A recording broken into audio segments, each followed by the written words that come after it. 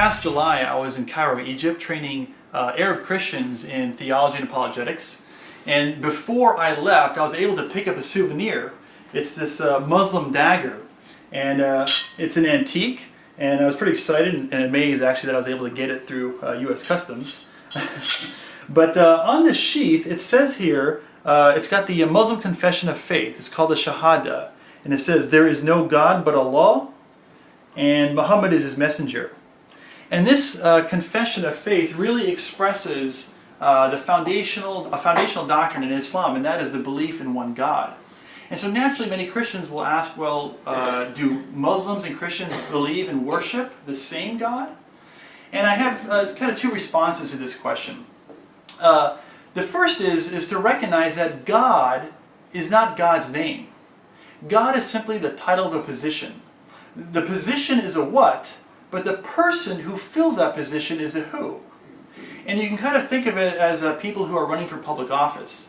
You might have somebody who's running to become a senator or maybe even a governor. But a senator and a governor are the offices, or the title of the position. But it's a unique person who fills that position. And in the same way, Muslims and Christians both believe in the same what? A God who creates, who administrates his kingdom, and who judges. But they believe a different who is the person that fills that particular position of God. Now, in the case of Muslims, they believe this person is Allah. And with Christians, we believe it is, of course, Yahweh. Now, what's important to recognize is that these two individuals who we claim is fulfilling the office of God are radically different. They have fundamental differences in their nature and in their character, which precludes them from being the same person.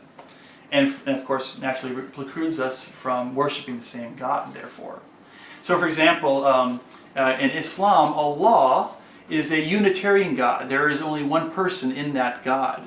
Whereas in Christianity, we teach that Yahweh is a Trinitarian God, right? One God, one essence, one divine being, who coexists eternally in three persons, Father, Son, and Holy Spirit. Allah is transcendent, which means that he is separate from his creation.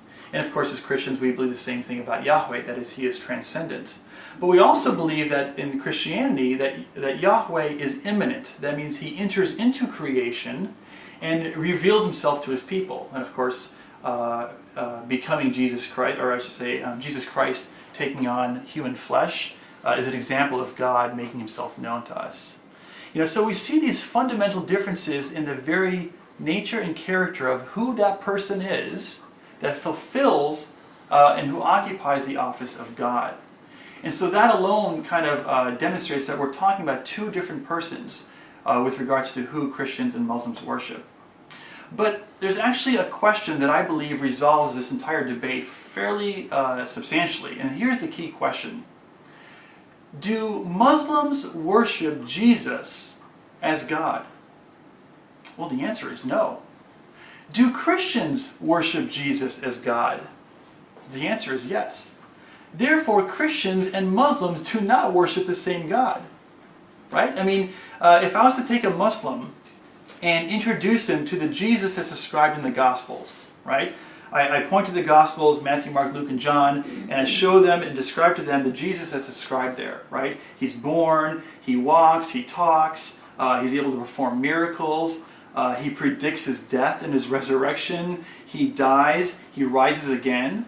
And then I was going to ask a Muslim, do you believe this person who's described here in the Gospels, do you believe this person is the God that you worship?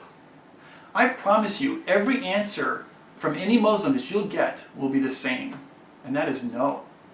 And the reason why they can't believe that Jesus, that person, is God, is because for them to accept that Jesus is God and to worship him as God is to commit the most grievous sin in Islam, and that's called the sin of shirk.